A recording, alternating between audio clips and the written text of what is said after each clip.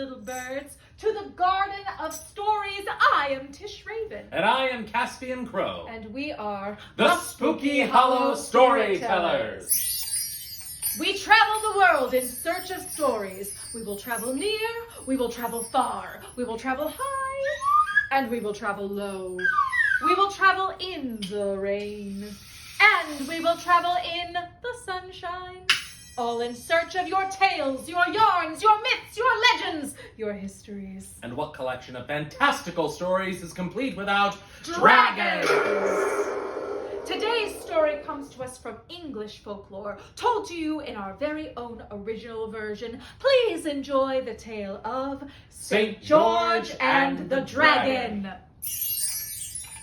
In a faraway kingdom, the town of Selene was the loveliest town that you ever have seen. The buildings were quaint from the barn to the steeple, and each one was filled with the kindest of people. The children were pretty, the women were strong, the men were hardworking and bustled along. Yes, no place was finer than lovely Selene.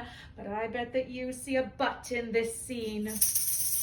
And a big butt it was, for just up the near hill was a dark, scary cave that was dank and quite chill. Forth from its cold mouth flowed a green, noxious gas. For poor old Selene, 'twas a pain in the neck. And who would inhabit this monstrous cabin? None else but a horrible, venomous dragon!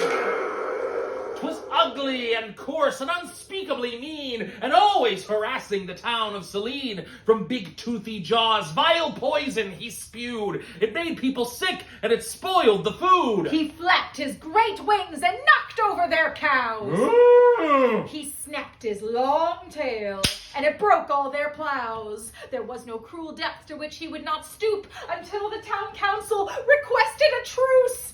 They offered to feed him a sheep every day, if he would agree to just please go away. The dragon considered, then evilly chuckled. A sheep every day? Why, you've certainly buckled. I'll take it for now if your promise you'll keep, but you'll owe me still when you run out of sheep. He turned and he stretched his great wings out to run, then knocked down a cart full of cabbage for fun. My cabbages! Away he did flap to his dark, dingy cave, and left all the folks in Selene feeling grave.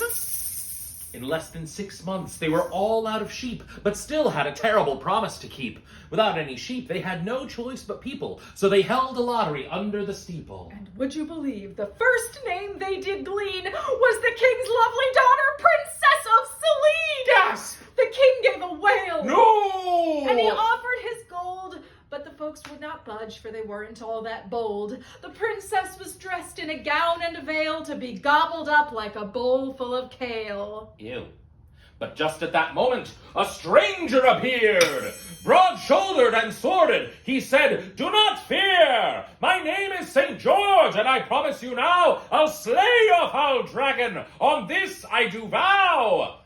Just then, the great dragon emerged from its cave. George brandished his lance, and this challenge he gave. "I've come to bring low your most cruel reign of dread. Lay on, ye foul dragon!" And he charged ahead. The dragon reared back, but before his big chance to counter the blow, St. George struck with his lance. Ow! He left the beast wounded, blood starting to curdle, then bade the princess make a leash with her girdle. Together they led the meek beast to Selene, and the townsfolk all cheered at the glorious scene. Hooray! The mighty sword raised, and St. George brought it down. Blech! The dragon's head fell, and it rolled on the ground. And the townsfolk all cheered. Hooray! And the king was so grateful, he offered St. George sacks of gold by the plateful. But George replied saintly, "This gold I don't need, but vow to keep goodness in hearts and in deeds." The folks gave their word, and St. George rode away to protect other towns and keep evil at bay. But still in Selene, folks will oft raise a flagon and speak in proud tones of St. George and the Dragon. Thank you for joining us in the Garden of Stories today. We hope that you find magic in your own story as you follow the road to its ultimate end. I am Tish Raven. And I am Caspian Crow. And we are the Spooky Hollow Storytellers.